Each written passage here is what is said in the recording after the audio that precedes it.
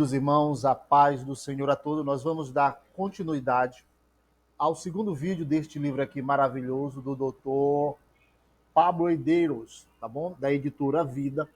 Eu vou deixar no card e na descrição do nosso vídeo um primeiro vídeo sobre a introdução a mais ou menos mais uns 2 ou 3 vídeos acerca do Evangelho de Marcos, sobre a perspectiva e visão do Pablo Deus, tá bom? Muito bem. Ele é um comentário, querido, de cunho latino, tá bom? Para nós, da América Latina, Brasil e os outros países da América Latina. Nós vamos lá, nós vamos agora para... E aí eu vou ler juntamente com os irmãos aqui, tá bom? Para nós entendermos um pouco. Muito bem. Assim, vamos lá. Deixa eu pegar aqui aqui para melhor. E aí nós vamos para o primeiro vídeo, e aí temos algumas informações peculiares. O vídeo passado, querido, ele terminou dizendo assim, a propósito, e aí ele pega aqui, desculpando, a propósito, nós vamos tentar responder a todas as perguntas, apenas aquelas que nos parecem, melhor dizendo, não vamos tentar responder a todas as perguntas, apenas aquelas que parecem mais importantes para entender e aplicar o texto. E aí nós temos a primeira pergunta. Praticamente, queridos, são 8 perguntas. Eu não vou fazer os 8 vídeos, tá bom? Mas eu vou dar mais um vídeo, talvez mais 2 vídeos, para nós compreendermos. Eu aconselho os irmãos comprarem este livro na livraria mais perto. Nós temos aqui, se não me engane, lá na CPAD, na Rua da Paz, aqui em São Luís, você consegue adquirir este livro com ótimo preço, tá bom? Vamos lá. Primeira pergunta diz assim: como é o livro? Tá bom? Como é o livro? E aí nós temos praticamente esta informação assim. Essa minha pergunta: como é o livro? E aí nós vamos entender. Vamos lá. Cada um dos 4 evangelhos apresenta características próprias e distintas, e todas são de valor especial para o cristão que deseja servir ao Senhor. O Evangelho de Marcos é caracterizado por seu enfoque missiológico e ministerial. Marcos, que escreveu seu evangelho, tendo em mente os cristãos gentios da cidade de Roma. São algumas informações como a gente pode dizer, informações preliminares, informações de contexto, que pode nos dar, nos situar de como foi escrito Marcos, por que foi escrito Marcos, qual o seu objetivo, a razão, e aí nós temos muitas perguntas ainda na introdução deste livro. Vamos lá. Destaca as ações poderosas de Jesus como expressão da presença do reino de Deus na história. Seu evangelho é o mais curto e o mais simples dos sinópticos. O termo sinóptico provém de uma expressão grega que significa ver juntos. Os 3 primeiros evangelhos são chamados sinópticos porque, se postos em colunas paralelas, permitem que seus relatos sejam comparados. O Evangelho de Marcos é o mais importante dos 3, por ser o mais antigo. Foi o primeiro a ser escrito, e dele foram tomados materiais de Mateus e Lucas. Essas são algumas informações, queridos, que não têm um consenso comum. Alguns já acham que Marcos não foi o primeiro evangelho. Mas isso é uma questão de estudos, questões acadêmicas, que não vai influenciar tanto na nossa caminhada cristã. Pode trazer algumas dúvidas, né? Alguns problemas existenciais, mas é bom nós estudarmos, tá bom? E aí foram tomados materiais de Mateus e Lucas, que seguem a mesma organização de Marcos. Além disso, Como o primeiro evangelho a ser escrito, Marcos estabeleceu uma linha divisória no processo de transição entre as tradições orais que circulavam nas igrejas e a escrita dessas tradições. Tratou-se de um marco importante, pois ajudou a fixar a tradição cristã herdada dos apóstolos e a criar uma fonte de referência mais confiável e acessível que a simples narrativa oral. Até então, e ao longo de quase 4 décadas, as histórias relacionadas com Jesus e com seus ensinos circulavam oralmente e assim eram usadas na pregação cristã, no ensino e no novo testemunho. Depois de Marcos, os outros dois sinópticos e João, assim como os autores que surgiram mais tarde, imitaram o gênero literário criado por ele, Evangelho, e o aperfeiçoaram. No entanto, a transição da transmissão oral para a escrita não aconteceu da noite para o dia. Chegou até a época dos pais apostólicos. Podemos sintetizar as características gerais do Evangelho de Marcos, destacando algumas de suas características. Primeiro, Marcos é registro mais próximo que podemos ter da vida de Jesus. Segundo, Marcos jamais esqueceu o lado humano de Jesus. Terceiro, Marcos insere em seu relato de detalhes pequenos e muitos vívidos, os quais constituem evidências de uma testemunha ocular.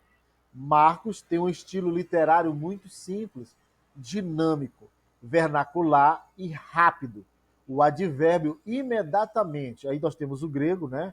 Tote, logo em seguida, é repetida várias vezes para manter o ritmo da história, bem como a conjunção i, o grego kai, em geral, usado apenas para marcar o início de uma sentença, mas que ajuda a conectar cada sessão com a precedente. 5.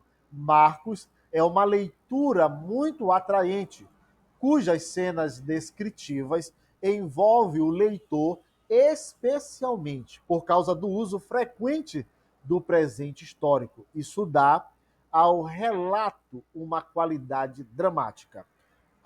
Alberto F. Roden, e aí nós temos um endosso do que ele está acabando de falar.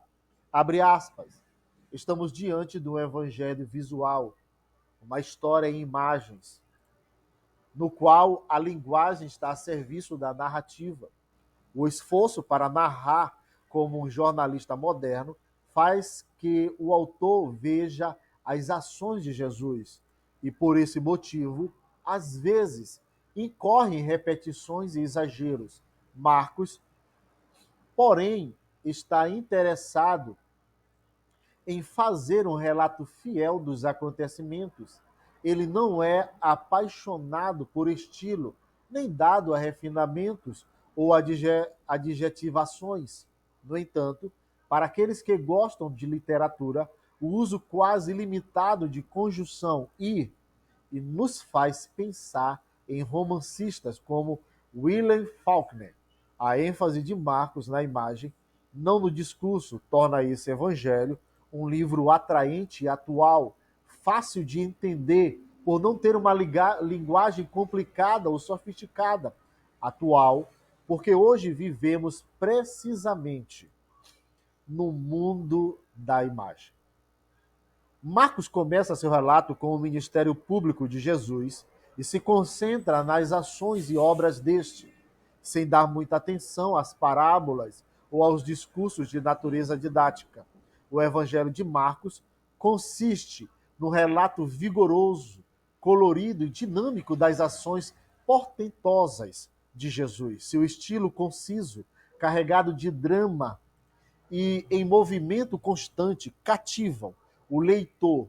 E é por isso que o Jesus apresentado por Marcos é muito dinâmico e popular. Além disso, os capítulos que se seguem irão revelar um Jesus numa dimensão que será uma bênção para todo quente. Especialmente porque o Jesus de Marcos é muito humano. Embora cheio de poder, a imagem de Jesus como ser humano, apresentada por Marcos, é impressionante, segundo o evangelista. 2 pontos. Primeiro, Jesus é tentado. E aí nós temos as referências de Marcos, capítulo 1, versículo 12 e 13. Segundo, Jesus sentiu compaixão. Marcos, capítulo 1, versículo 41. Terceiro, Jesus ficou indignado. Marcos, capítulo 3, versículo 5. 4. Jesus precisava dormir. Capítulo 4, versículo 38. 5. Jesus era filho e irmão de outros seres humanos. Marcos, capítulo 6, versículo 3. E sexto, Jesus sentiu cansaço. Marcos, capítulo 6, versículo 31. 7. Jesus precisava orar. Marcos, capítulo 6, versículo 48. 8. Jesus sofreu fisicamente. Marcos, capítulo 14, e versículo 65. E 9. Jesus sentiu-se desamparado por Deus. Capítulo 15, versículo 34 e 10. Jesus exaltou o último suspiro como qualquer mortal. Capítulo 15, versículo 37. Marcos também se mostra um escritor bem criativo, porém acessível, capaz de criar cenas inesquecíveis, de grande realismo e precisão. Seu grego é muito simples e revela afinidades marcantes com a língua falada no dia a dia, como a que se lê nos papiros e nas inscrições daqueles dias. Seu estilo está bem distante da prosa do grego clássico. Algumas de suas expressões são quase fotográficas, de tão detalhadas como quando mencionada a grama verde, Marcos 6,39, grama em Mateus capítulo 14, 19, e João 6,10. Lucas nem menciona isso. Parece que Marcos não se propôs compor uma história literária, e sim gravar a tradição oral como a recebeu, com toda a sua cor e todo o seu frescor. Além disso, a abordagem dinâmica e às vezes de forte teor emocional, com um discurso no qual os verbos são mais importantes que os adjetivos, constitui forte apelo à estrutura de nossa visão latino-americana de mundo. Assim, espera-se que, terminado o estudo de Marco, o leitor, como seguidor e servo de Cristo, obtenha uma melhor compreensão da vida e obra de Jesus e possa desenvolver uma apreciação mais profunda dos aspectos práticos desse evangelho. Muito bem, e aí eu quero voltar aqui para concluir, meus queridos. Este é a parte mais da questão do evangelho, ou o comentário do evangelho, dizendo como é o livro. Então, os irmãos se interessarem, podem voltar e ouvir novamente para entender melhor como é este livro, tá bom? O próximo vídeo é Quem foi Marcos? E aí eu creio que nós chegamos à conclusão, tá bom? Muito bem, nós queremos agradecer a todos. Que Deus em Cristo Jesus vos abençoe. Amém.